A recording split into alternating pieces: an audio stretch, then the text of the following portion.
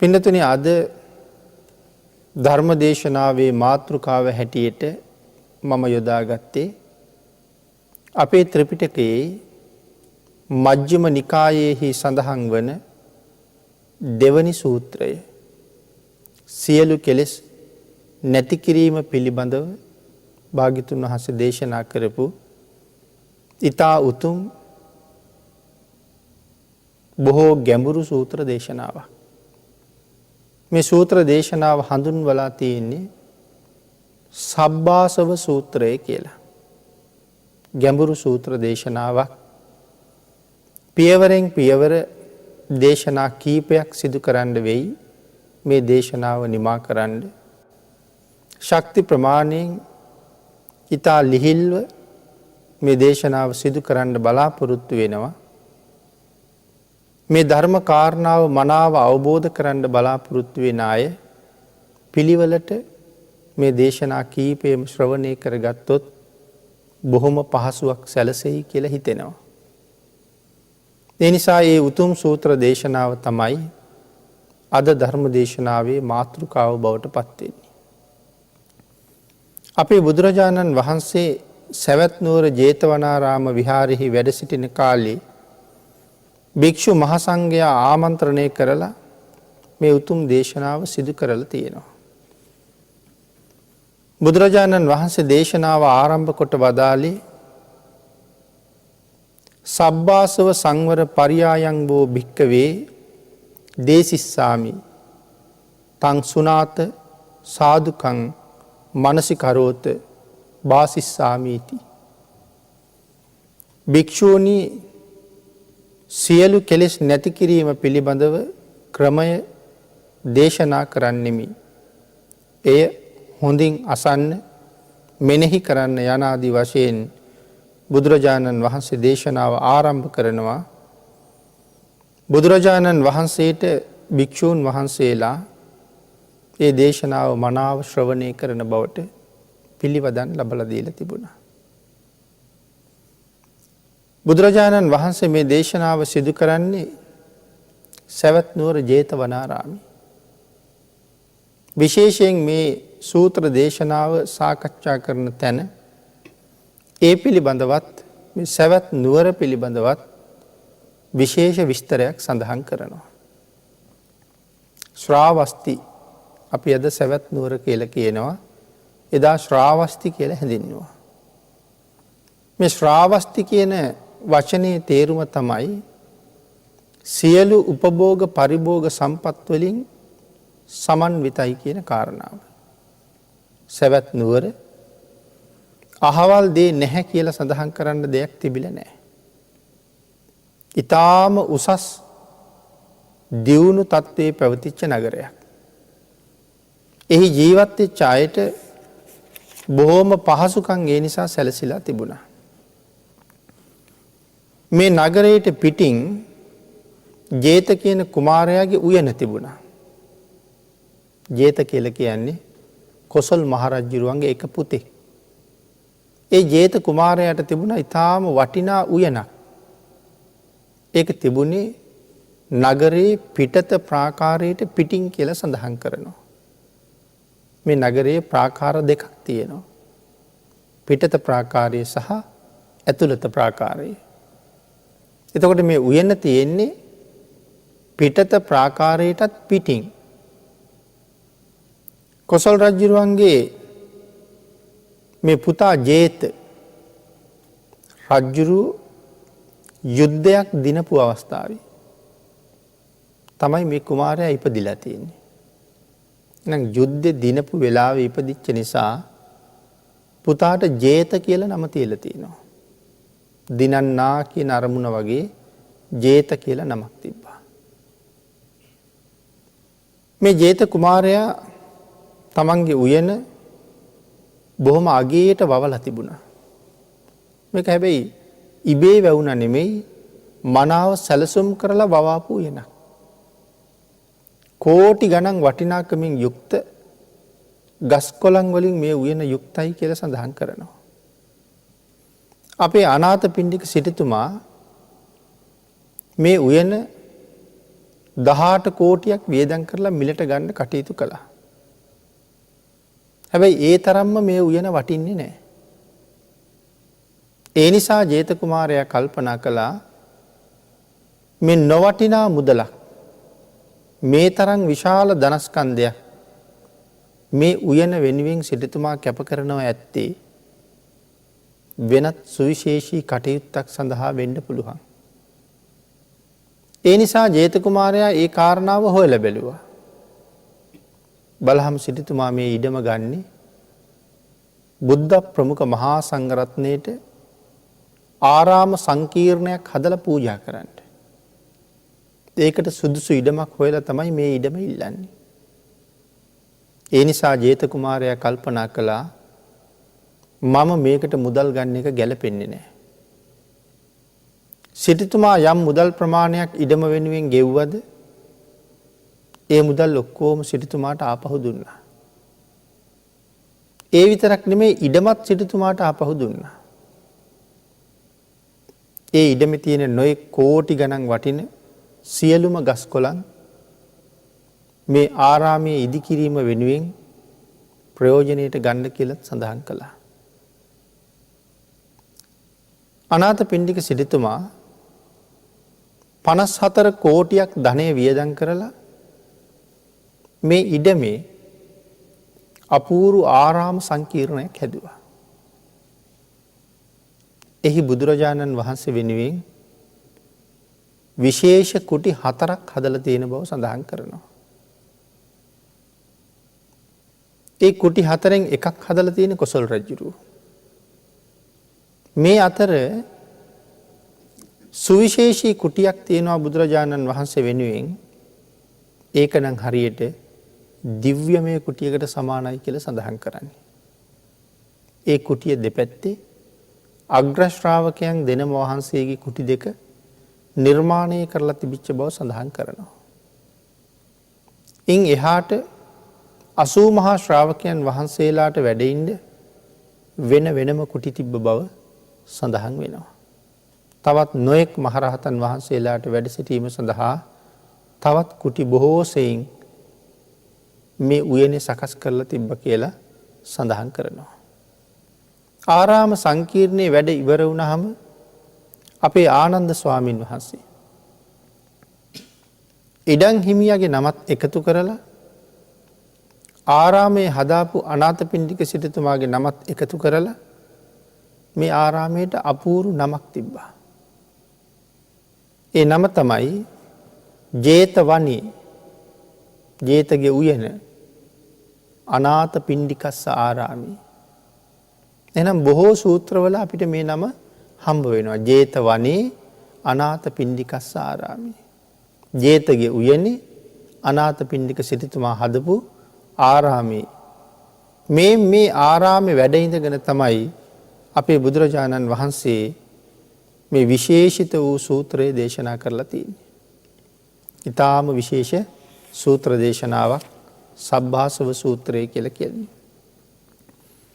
මේ සූත්‍රයේ පින්නතුනි පෘථග්ජන භාවයේ ඉඳලා අරහත්ත්වයේ දක්වාම ඊටාම පැහැදිලිව කරුණු විස්තර කරන අපූර්ව සූත්‍ර දේශනාවක්. අතිශයින්ම වටිනා දේශනාවක්. ජානතෝ අහං භික්කවේ පස්සතෝ ආසවානං කයං වදාමි. බුදුරජාණන් වහන්සේ දේශනා කරනවා මහණෙනි මම මේ නුවණින් දකින පුද්ගලයාටම තමයි මේ කෙලෙස් නැති කිරීම ගැන දේශනා කරන්නේ. නුවණින් දකින පුද්ගලයාටම තමයි මේ කෙලෙස් නැති කිරීම පිළිබඳව දේශනා කරන්නේ. නුවණින් දැනගන්න පුද්ගලයාටම තමයි මේ දේශනාව කරන්නේ. නුවණින් නොදකින පුද්ගලයෙකුට මම මේ දේශනාව කරන්නේ නැහැ කියලා බුදුරජාණන් වහන්සේ දේශනා කරනවා. ඇයි එහෙම දේශනා කළේ කියලා සඳහන් කරනවා උත්සාහයේ තියෙන වැදගත්කම පෙන්වන්න උපායක් වශයෙන්. උත්සාහවන්ත පුද්ගලයාට ඒ උත්සාහය කොච්චර වටිනවද? උත්සාහයක් නැති අයට උත්සාහයක් ඇති කරවන්න උත්සාහයේ වැදගත්කම පෙන්වන්න තමයි භාග්‍යතුන් වහන්සේ එහෙම දේශනා කරන්නේ. උත්සාහයක් නැත්තම් ඒ පුද්ගලයා කවදාවත්ම මිදෙන්නේ නැහැ කියලා සඳහන් කරනවා. මේ සංසාරයෙන් මිදෙන්න බලාපොරොත්තු වෙන හැම පුද්ගලයෙකුටම ඒ සඳහා සුවිශේෂී උත්සාහයක් තියෙන්න ඕනේ. ඒ නිසා සඳහන් කළා මේ උත්සාහයේ තියෙන අයට විතරයි මම දේශනා කරන්නේ. එහෙනම් උත්සාහයක් නැති කෙනෙක් කවදාවත් මිදෙන්නේ නැහැ. පින්නතුනේ සමහර කෙනෙකුට නම් සසරින් මිදෙන්න උවමනාවක් ඇත්තෙත් නැහැ. ඒ වගේම මිදෙන්න ඕනි ඇයි කියලා දන්නෙත් නැහැ. මිදෙන්න උත්සාහයකුත් නැහැ. මේකෙන් මිදෙන්න ඕනේ මොන වාගේ කාරණාවක් නිසාද කියන එක දන්නෙත් නැහැ. නමුත් සමහර පුද්ගලයෙකුට මිදෙන්න උවමනාව තියෙනවා. නමුත් උත්සාහයක් නැහැ. මිදෙන්න ඕනේ බව දන්නවා. ඇයි මිදෙන්න ඕනේ කියලාත් දන්නවා. ඒ සඳහා අවශ්‍ය මගත් පෙන්නලා තියෙන බවත් දන්නවා. හැබැයි උත්සාහයක් නැහැ. හරියට නිකන් කෙනෙක් බඩගිනි කියලා කෑ ගහනවා. ඒ පුද්ගලයාට බඩගින්න නිවා ගන්න කෑම පිඟානකුත් බෙදලා දීලා තියෙනවා. බඩගිනිත් තියෙනවා, කෑමක් තියෙනවා. නමුත් ඔහු අනුභව කරන්නේ. ඔහුට පහර දෙන්න පිරිසක් එළවගෙන එනවා. ඔහුට බේරෙන්න උවමනාව තියෙනවා. බේරිලා යන්න වෙනම පාරකුත් තියෙනවා. මෙතන හිටියොත් පහර දෙන බවත් දන්නවා. නමුත් අර ආරක්ෂිත මාර්ගය ඔස්සේ ගිහිල්ලා ආරක්ෂාව සලස ගන්න තරම් උවමනාවක් නැහැ. ආන් ඒ වාගේ සමහර පුද්ගලයෙකුට මිදෙන්න ඕන බව දන්නවා. නමුත් කිසිම උත්සාහයක් උවමනාවක් නැහැ. උත්සාහ නොකරන්නාට කවදාවත් ඒ දැනගන්න නොලැබෙන බවත් දකින්න නොලැබෙන බවත් මෙතන සඳහන් කරලා තියෙනවා. අන්න ඒ නිසා ඊටාම පැහැදිලිව දේශනා කරලා වෙන් කළා ජානතෝ අහම් භික්ඛවේ පස්සතෝ ආසවානං කයං වදාමි. මම මේ නුවණින් දකින දැනගන්න කෙනාටම තමයි මේ කෙලෙස් නැති කිරීම පිළිබඳව දේශනා කරන්න කියලා අපේ භාග්‍යතුන් වහන්සේ සඳහන් කරනවා. එහෙමනම් පින්නතුනි මේ උතුම් සූත්‍ර දේශනාව සාකච්ඡා කිරීම ආරම්භ කරන අපි මේ සබ්බාසව කියන වචනය මුලින්ම අවබෝධ කරගන්න ඕනේ. ඒ වචනේ තේරුම හරියට දැනගත්තේ නැත්නම් අභ්‍යන්තරයට යනකොට මේ සූත්‍රයේ අර්ථය තේරුම් ගන්න අපිට අපහසුයි. ඒ නිසා මේ ආසව කියන වචනේ එතන සඳහන් කරනවා මේ සවන්ති ආසව කියන වචනයට සමගාමීව සවන්ති කියන වචනේ. දැන් මොකද මේ සවන්ති කියලා කියන්නේ? මෙතන සඳහන් කරනවා සවන්ති කියලා කියන්නේ ගලනවා කියලා. මොනවද ගලන්නේ? කෙලස් තමයි ගලන්නේ. දොරටු හයෙන්ම කෙලස් ගලනවා. සබ්බාසව සසර පුරාම මේ කෙලස් ගලනවා. ඒක තමයි සවන්ති කියලා කියන්නේ. ධර්මතාවයක් වශයෙන් ගෝත්‍ර වූ සිත දක්වාම සියලු කෙලස් ගලනවා කියලා සඳහන් කරනවා. මොකද්ද මේ ගෝත්‍ර වූ සිත කියලා කියන්නේ? සෝවාන් සිතට කලින් තියෙන සිත. සෝවාන් ඵලය ලබන්න කලින් තියෙන සිත. ඒ සිතට කියන ගෝත්‍ර වූ සිත කියලා. එතකොට මේ සංසාරේ ගලන කෙලෙස් සියල්ලම ගෝත්‍ර වූ සිත දක්වා ගලාගෙන එනවා. ඒ කෙලෙස් වලින් කොටසක් ගෝත්‍ර වූ සිත ගාව නතර වෙනවා. එතනින් එහාට ගලන්න බැරුව යනවා. ඒ නිසා මේ ගෝත්‍ර වූ සිත ඒ සිත දක්වාම සංසාරේ චිත්ත පරම්පරාවේ කෙලෙස් ගලනවා කියලා සඳහන් කරනවා.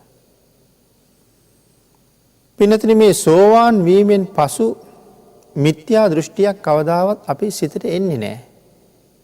ඒකයි එහෙම සඳහන් කරන්නේ. සෝවාන් ආර්යයන් වහන්සේ කවදාවත්ම මිත්‍යා දෘෂ්ටියට භාජනය වෙන කෙනෙක් නෙමෙයි. උන්වහන්සේ මිත්‍යා දෘෂ්ටියකට පත් කරන්න කිසි කෙනෙකුට පුළුවන්කමකුත් නෑ. එහෙම අය පිළිබඳව කරුණු අපේ ධර්මයේ බොහෝම සඳහන් කරලා තියෙනවා. එයින් බොහෝම ප්‍රසිද්ධියේ නිතර නිතර කතා කරන කෙනෙක් සූරම්බට්ට උපාසකතුමා. අපේ බුදුරජාණන් වහන්සේත් එක්ක දහම් කරුණු රාශියක් ගැඹුරින් සාකච්ඡා කරලා ගෙදර යන්න පිටත් වුණා. මාරයා ඒ වෙලාවේ කල්පනා කළා සූරම්බට්ටගේ සිත වෙනස් කරන්න ඕන කියලා. ඉගෙනගත්ත ධර්ම කාරණාව ඔහුට වරද්දවන්න ඕන කියලා. ආන් ඒ නිසා බුදුරජාණන් වහන්සේ වගේ වෙස් අරගෙන උපාසකතුමාගේ ගෙදර ගියා. ගෙදර අයට සඳහන් කළා බුදුරජාණන් වහන්සේ වැඩිය කියලා ඉක්මනට කියන්න කියලා. සේවකෙක් පෙරමගට ඇවිල්ලා උපාසකතුමාට සඳහන් කළා බුදුරජාණන් වහන්සේ ගෙදර වැඩලා ඉන්නවා ඉක්මනට යමු කියලා. සූරම්බට්ට උපාසකතුමා කල්පනා කළා මම දැන් මේ භාග්‍යතුන් වහන්සේත් එක්ක කරුණු කාරණා සාකච්ඡා කරලා එන ගමන් හදිස්සියේ මං ගෙදර යන්නත් කලින් බුදුරජාණන් වහන්සේ කුමක් සඳහා වැඩම කළාද? කෝක වෙතත් වැඩලා ඉන්නේ භාග්‍යතුන් වහන්සේනි. පයික් මං කරලා ගෙදර ගියා. ගෙදර ගිහිල්ලා වන්දනා කළා. අසුන් පනවලා වඩා හිඳෙව්වා. ස්වාමීනි මොහොතකට කලින් මං ඔබ වහන්සේත් එක්ක ධර්ම කාරණා සාකච්ඡා කරමින් ඉඳලයි ආරාමෙන් එළියට බැස්සේ. භාග්‍යතුන් වහන්සේ හදිසියෙම මට මේ වගක් නොදන්වාම කුමක් සඳහා වැඩම කළාද? ආන් ඒ වෙලාවේ මාරයා සඳහන් කළා උපාසකතුමනි ඔබත් එක්ක යම් ධර්ම කාරණාවක් සාකච්ඡා කරද්දී මෙන්න මේ කරුණු මම මේ විදිහට දේශනා කළා නම් මට වැරදුනා. මට ඒ වෙලාවේ ඒක අමතක වුණා. ඒක එහෙම නෙමෙයි වෙන්න ඕනේ. ඒක මෙන්න මෙහෙමයි වෙන්න ඕනේ. මං ඒ මට අමතක වෙච්ච ධර්ම කාරණාව පැහැදිලි කරලා දීලා යන්න ආවේ. සූරම්බට්ට උපාසකතුමා කල්පනා කළා බුදුවරුන්ට වරදින්නේ නැහැ. බුදුවරුන්ට පැටලෙන්නෙත් නැහැ. ශ්‍රී මුක ධාතුවෙන් යම් වචනයක් දේශනා කළා නම් එහි ආය අල්ප මාත්‍රයක්වත් වෙනස් කරන්නෙත් නැහැ. අප්‍රමාණ ශ්‍රද්ධාවක සහ අවබෝධයක තරම. මාරයා උපාසකතුමා ඉස්සරහ පිට සවනක් ගන්න බුද්ධ රශ්මි ජාලා විහිදෝමින් හැබැවින්ම භාග්‍යතුන් වහන්සේ වගේ පනවපු ආසනය උඩ ගිනි අඟුරක් බැබලෙනවා වගේ දිලිසෙනවා. නමුත් මේ ඊටාම අවබෝධයෙන් හිටපු පුද්ගලයා කල්පනා කරනවා මේ බුදුරජාණන් වහන්සේ වෙන්න බෑ. ඒ නිසා කෙලින්ම කතා කරලා හුවඹ මාරයා නේද කියලා. ඒ වෙලාවේ මාරයා දැනගත්තා තමන් පෙරදුනා. මේ උපාසක මිත්‍යා දෘෂ්ටියකට ගෙනියන්න බෑ. මොහුට වරද්දවන්න බැරි නිසා මාරයා අතුරුදහන් වෙලා යන්න ගියා. එහෙනම් මෙතනත් පින්නතුනි මේ සඳහන් කරන්නේ සෝවාන් ආර්ය මාර්ගයට පැමිණිච්ච පුද්ගලයා කිසිම දවසක මිත්‍යා දෘෂ්ටියට ගෙනියන්න බෑ. කවදාවත් මිත්‍යා දෘෂ්ටි ගත වෙන්නේ නැහැ කියන කාරණාවයි මේ සිහිපත් කළේ. සෝවාන් වීමෙන් පසු මිත්‍යා දෘෂ්ටියක් කවදාවත් හිතට එන්නේ නැහැ, ගන්නෙ නැහැ කියන කාරණාව. නමුත් මේ ගෝත්‍ර වූ සිත දක්වාම මිත්‍යා දෘෂ්ටි අපේ හිතවල රැඳෙන්න පුළුවන්. සෝවාන් වෙන තාක්කල් අපි නොයෙක් මිත්‍යා දෘෂ්ටීන්ට ගැලෙන්න පුළුවන්. අපි අතර බොහෝම ශ්‍රද්ධාවෙන් කටයුතු කරගෙන හිටපු අපි අය සමහර වෙලාවක සම්මා දිට්ඨියට පිටුපාලා මිත්‍යා දෘෂ්ටි හරි කියලා වැළඳගත් අය ඕන තරම් ඉන්නවා. එහෙම අය ගැන සමාජයේ බොහෝ අය ඕන තරම් කතා කරනවා.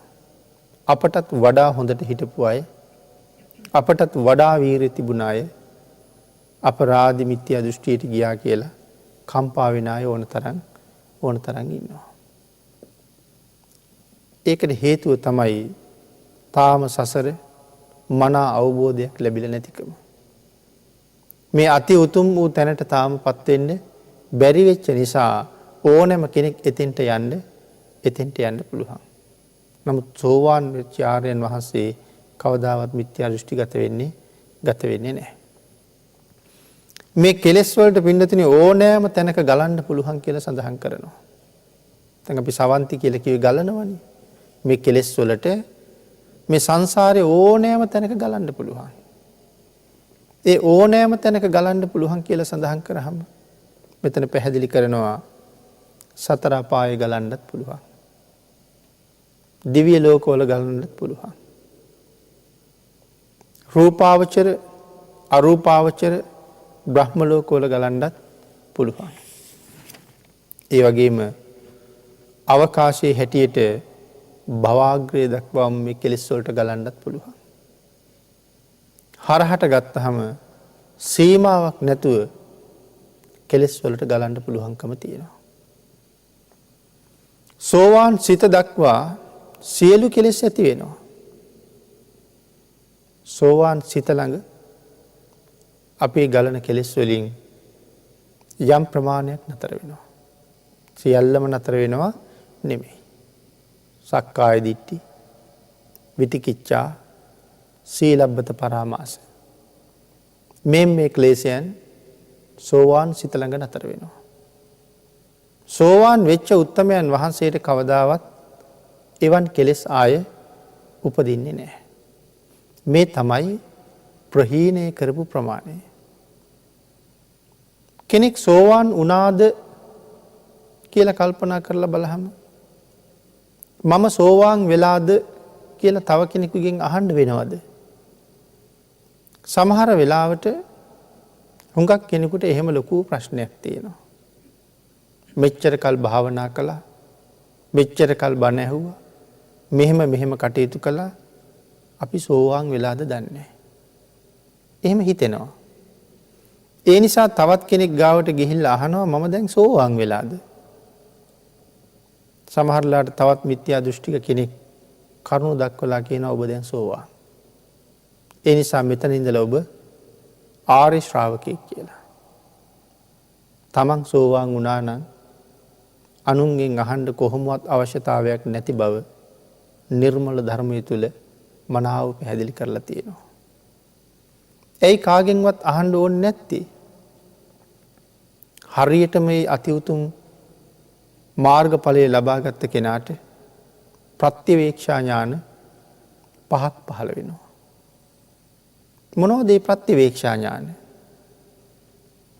සෝවාන් මාර්ගසිත මම දැන් ඉන්නේ මාර්ගසිතේය කියලා මාර්ගසිත අවබෝධ කරගන්නවා. ඒක තමයි පළවෙනි ප්‍රත්‍යවේක්ෂා ඥානය. දෙක මේක තමයි ඵලසිත. කලින් මාර්ගසිත අවබෝධ වුණා, දැන් සෝවාන් ඵලසිත අවබෝධ වෙනවා. ඵලසිත අවබෝධ කරගත්තාම තුන්වෙනි අවබෝධය ලැබෙනවා, ප්‍රත්‍යවේක්ෂා ඥානය ලැබෙනවා. මේක තමයි නිවන කියන අවබෝධය ලැබෙනවා. පින්නතුනි අපි නිවන ගැන ඕන තරම් කතා කරනවා. ඉපදිලා මැරිලා යනකොට මේ නිවන කියන වචනය කී දාස් වතාවක් අපේ කටින් පිට වෙයිද? නමුත් අපිට තාමත් නිවන වචන මාත්‍රයක් විතරයි. අපිට හරියටම නිවන වැටහිලා නැහැ. අපිට හරියටම නිවන අවබෝධ වුණෙත් නැහැ. කෙනෙක් ඇත්තටම නිවන ගැන අහුවොත් ඒක හරියටම විස්තර කරන්න අපි දන්නෙත් නැහැ. නමුත් සෝවාන් ඵලය ලබාගත් උත්තමයෙකුට නිවන කියන්නේ මොකක්ද කියන කාරණාව හරියටම වැටහෙනවා. ඒක තමයි තුන්වෙනි ප්‍රත්‍යවේක්ෂා ඥානය. දැන් සමහර කෙනෙක් නිවන් දකින්න හරි ආසයි. පින්කමක් දහමක් කරලා අවසානයේ නිවන් දකින්න කියලා ප්‍රාර්ථනාත් කරනවා. හැබැයි නිවන කියලා කියන්නේ ආයසරයක් උපදින්නේ නැති මේවාගේ උපාදාන පෝෂණය කරන්නේ නැති තැනක් කියලා කියහම ආය අපි ඒකට අකමැති වෙනවා. කොච්චර දුක් වුණත් කොච්චර වේදනාවල් තිබුණත් මේ ජීවිතයට අපි හරි කැමති. නිවන් දකින්න ප්‍රාර්ථනා කරනවා. දැන් යමු කියලා කවුරු හරි කිව්වොත් කිසිසේත් යන එකක් නෑ. මොකද අත්හරින්න ඒ තරම්ම අමාරුයි.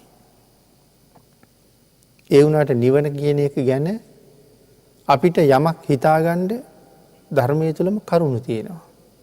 සක්විති රජෙක් කියලා කියන්නේ මනුස්ස ලෝකයේ උපරිම සැප භුක්ති විඳින පුද්ගලයා. සක්විති රජුරු.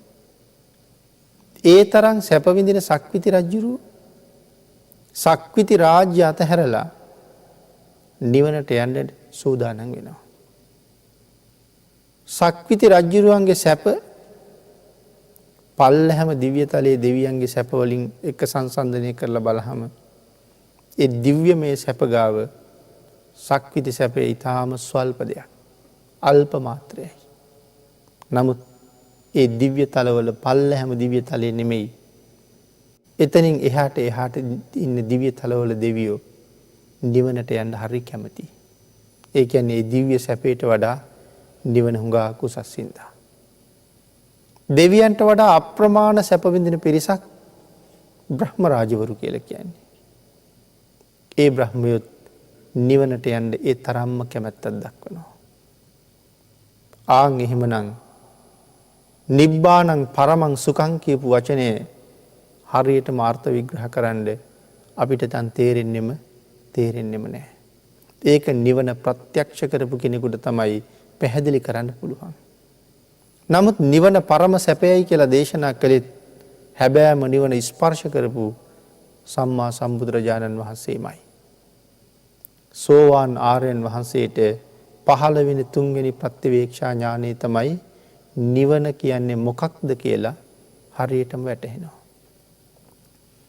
4 වෙනි ප්‍රතිවේක්ෂා ඥානෙ තමයි දැන් මම මේ වෙනකොට මෙච්චර කෙලස් ප්‍රමාණයක් ප්‍රහීන කරලා තියෙනවා. සංයෝජන කීයක් තියෙනවද? 10ක් තියෙනවා. අපි කියන්නේ දස සංයෝජන කියලා. ඒ දස සංයෝජන වලින් මම දැන් මෙච්චරක් ඒ කෙලස් වලින් මෙච්චරක් ප්‍රහීණය කරලා තියෙනවා. දැන් කොච්චරක් ප්‍රහීණය කළාද සෝවාන් ආර්යයන් වහන්සේ? සක්කාය දිට්ඨි, විතිකිච්ඡා, සීලබ්බත පරාමාස. දැන් ඒ කෙලස් ප්‍රහීණය කරලායි තියෙන්නේ. නමුත් තව උපදින්න කෙලස් බොහොමයක් තියෙනවා. ආන් ඒ නිසා Taman විසින් ප්‍රහීණය කරපු කෙලස් ප්‍රමාණය දන්නවා. ඒ වගේම මේ සසරින් හරියටම මිදෙන්න මට ප්‍රහීණය කරන්න තව කෙලස් කොච්චරක් ඉතුරු වෙලා තියෙනවද කියලාත් දන්නවා. ඒ තමයි 5 වෙනි ප්‍රතිවේක්ෂා ඥානය. දැන් මතකද ඥාන පහ? මාර්ගසිත දන්නවා, ඵලසිත දැනගන්නවා, නිවන අවබෝධ වෙනවා, දුරු කරපු කෙලස් ප්‍රමාණය වැටහෙනවා, දුරු කරන්න තියෙන කෙලස් ප්‍රමාණය අවබෝධ කරගන්නවා. මේ ප්‍රතිවේක්ෂා ඥාන පහ සෝවාන් වෙන කෙනාට පහළ වෙනවා. මේ ඥාන පහ තියෙනවා නම් මම සෝවාන්ද කියලා කාගින්වත් අමුතුවෙන් අහන්න උවමනාවක් නැහැ. මේ සෝවාන් ආර්යයන් වහන්සේට මොන තරම් සිහියක් තියෙනවද කියන කාරණාව සාකච්ඡා කරනවා නම් තව ගැඹුරට සාකච්ඡා කරන්න ඕනේ. නමුත් ඒක සාකච්ඡා කරන්න අපිට අවස්ථාවක් ලැබෙයි. එතකොට සකදාගාමින් වහන්සේටත් මේ ප්‍රතිවේක්ෂා ඥාන පහම පහළ වෙනවා. අනාගාමින් වහන්සේටත් මේ ප්‍රතිවේක්ෂා ඥාන පහම පහළ වෙනවා. රහතන් වහන්සේට ප්‍රතිවේක්ෂා ඥාන 4යි පහළ වෙන්නේ. ඒ රහතන් වහන්සේට 4ක් පහළ වෙන්නේ නැත්තේ. මුලින් සඳහන් කරපු ආර්යයන් වහන්සේලා 3 නමටම ප්‍රහීණය කරපු කෙලස් ප්‍රමාණයත් වැටහෙනවා. ප්‍රහීණය කරන්න තියෙන කෙලස් ප්‍රමාණයත් වැටහෙනවා. රහත් වුණා කියලා කියන්නේ අනාගාමීන් වහන්සේට ප්‍රහීණය කරන්න ඉතුරු වෙලා තිබිච්ච කෙලස් ප්‍රමාණයත් ප්‍රහීන කළාට පස්සේ තමයි රහත් වෙන්නේ. එහෙනම් දැන් රහතන් වහන්සේට ප්‍රහීණය කරන්න තවත් කෙලෙස් තියෙනවද? තවත් කෙලෙස් නැහැ. ආන් ඒක නිසා ප්‍රහීණය කරපු කෙලෙස් වැටහෙනවා. නමුත් තව කොච්චරක් ප්‍රහීණය කරන්න තියෙනවද කියලා ප්‍රමාණයක් ඉතුරු නැති නිසා රහතන් වහන්සේට පහළ වෙන්නේ ප්‍රත්‍යවේක්ෂා ඥාන 4යි. එහෙනම් මේ කාරණාව අපි මේ සාකච්ඡා කළේ සෝවාන් ආර්යයන් වහන්සේ සක්කාය දිට්ඨි විතිකිච්ඡා සීලබ්බත පරාමාස මේ ක්ලේශ ධර්මයන් උන්වහන්සේට කවදාවත් ඇති වෙන්නේ නැහැ. එහෙනම් අපි ඒක ටිකක් සාකච්ඡා කළේ සෝවාන් සිත සෝවාන් වුණ බව හඳුනගන්නේ කොහොමද කියන කරුණ පැහැදිලි කරන්න. මේ හරස් අතට කියනවා නම් සීමාවක් නැතුව කෙලස් ගලනවා කියලා අපි සඳහන් කළා. උඩින් භවාග්‍රය දක්වා ගලනවා. යටින් අවීචය දක්වා මේ සතර පාය දක්වාමත් කෙලස් ගලනවා.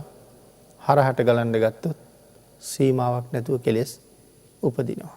කියන කාරණාවයි හරහට අසීමාන්තිකව කෙලස් ගලනවා. ඊළඟට පින්නතුනි මේ දන්නේ නැති දකින් නැති කෙනාට නෙමෙයි කියන කාරණාව මම මේ දේශනාව කරන්නේ. නුවණින් දන්නේ නැති නුවණින් දකින් නැති කෙනාට නෙමෙයි නුවණින් දන්න නුවණින් දකින්න කෙනාටමයි මේ දේශනාව කරන්න කියලා භාග්‍යතුන් වහන්සේ දේශනා කළා. එhmenan දන්නේ නැති දකින් නැති කෙනාට නෙමෙයි කියන කාරණාව නැවත විස්තර කරලා තියෙනවා. මොනවා දන්නේ නැති මොනවා දකින් නැති කෙනාටද කියන කාරණාව. ආන්ගින් සඳහන් කළා සමහර භික්ෂූන් වහන්සේ නමක් තමන් පාවිච්චි කරන කුඩේ කැඩිලා ඒ ස්වාමීන් වහන්සේ හොඳට තමන්ගේ කුඩේ හදාගන්න දන්නවා. අපි මේකට මේ උදාහරණයක් ඇටියට ඒ ස්වාමීන් වහන්සේ පාවිච්චි කරන කුඩේ කැඩිලා ස්වාමීන් වහන්සේ කුඩේ හදාගන්න දන්නවා. තව ස්වාමීන් වහන්සේ නමකගේ සිවුර ඉරිලා එහෙම නැත්නම් උන්වහන්සේට සිවුරක් නැහැ.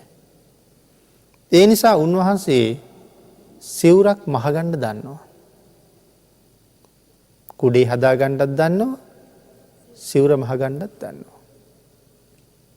ආන් ඒ අවබෝධය මාර්ගඵලයක් ලබන්න හේතු වෙන්නේ නැහැ කියලා කියන්න බෑ කියලා දේශනා කරනවා. ඒ අවබෝධය මාර්ගඵලයක් ලබන්න හේතු වෙන්න පුළුවන්. ඊටාම සිහියෙන් සිවුර මහනකොට එතන තියෙන භාවනාවක්. තමන්ගේ හිතේ තියෙන්නේ මහන ක්‍රියාව එක්ක විතරයි. ආන් ඒ සිවුර මහ ඉන්න ගමන් ඒ කුඩේ හද ඉන්න ගමන් මාර්ගඵලයක් ලැබෙන්න පුළුවන් කියන කාරණාව මෙතන පැහැදිලි කරන්න පුළුවන්.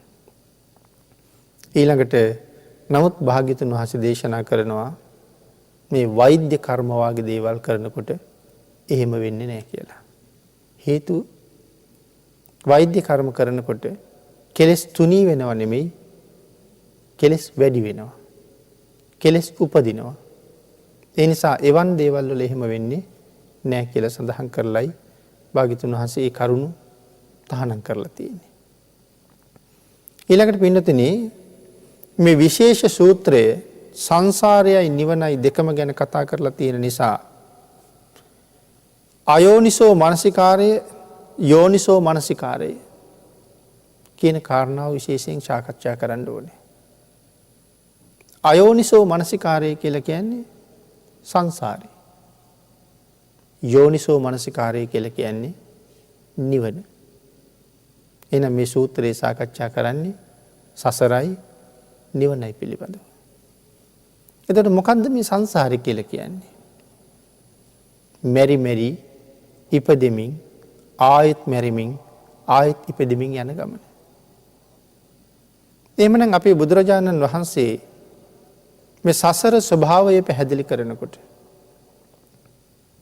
මේ අද මනුස්ස ජීවිතයක් ලබලා ඉන්න ඔබ මම මේ සංසාරේ කොච්චර වාර ගණන් ඉපදුනාද? ඉපදිච්ච ඒ අසීමාන්තික වාර ගණන් වල අපි වැඩියෙන් ඉපදිලා තියෙන සතර පායවල් වල. මෙවන් උතුම් සුගතීන් වල ඉපදුනේ ඊටාම අඩුයි. සතර අපායේ ඉපදුනාම වැඩි. එක අවස්ථාවක අපේ බුදුරජාණන් වහන්සේ භාග්‍යතුන් වහන්සේගේ ශ්‍රී හස්ත ධාතුවේ නිය ධාතුව මතට මේ මහ පොළොවෙන් පස් ටිකක් අරගෙන භික්ෂූන් වහන්සේලාට පෙන්වලා අහනවා මහණෙනි මගේ මේ නියපිට තියෙන වැලි ප්‍රමාණයද වැඩි?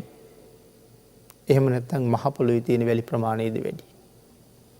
ස්වාමීනි නියපිට තියෙන්නේ ඊටාම ස්වල්ප වූ ප්‍රමාණයයි. නියපිට තියෙනවට වඩා බොහෝ සෙයින් මහ පොළොවේ තියෙන වැලි වැඩි. මහණෙනි මේ ලෝකේ ජීවත් වෙන මිනිස්සු මැරිලා ගිහිල්ලා ආපහු සුගතියක උපදින්නේ මේ නියපිට තියෙන වැලි ප්‍රමාණයටත් වඩා අඩු පිරිසයි. මහ පොළොවේ පස්තරන් බහුතරයක් දෙනා සතර අපායවල වලම උපදිනවා. පින්නතුනි ඔය කාරණාව කොච්චර ප්‍රත්‍යක්ෂද? අපි අක්කරයක ගෙවල් හැදුවොත් ගෙවල් කීයක් හදයිද? සාමාන්‍යයෙන් අද අක්කරයක් අරන් බැලුවොත් සමහරලාට වැඩි වුණොත් ගෙවල් 4-5ක් අක්කරයක තියෙයි. එතකොට මේ ගෙවල් 5-6 ජීවත් වෙන ජනගහනය අපිට හොඳටම ගණන් කරලා කියන්න පුළුවන්.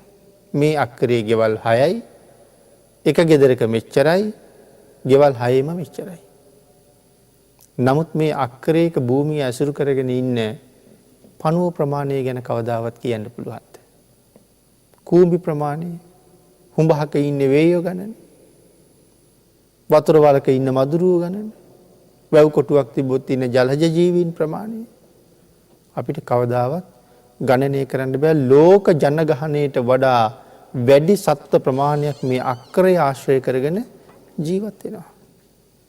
එහෙනම් අන්‍ය ජීවීන්ම වැඩි කියන කාරණාව භාග්‍යතුන් වහන්සේ මනාව පැහැදිලි කරන්නට යෙදුණා. ඊළඟට බුදුරජාණන් වහන්සේ දේශනා කරලා තියෙනවා. මහණෙනි මේ සතර අපායේ කොයිතරම් සත්ත්ව ප්‍රමාණයක් ජීවත් වෙනවද? ඔය හැම සතෙකුටම මනුස්ස ජීවිතයකුත් තිබුණා. අද ඔතන හිටියට ඒ අය කලක් මිනිස්සුયો වෙලත් හිටියා.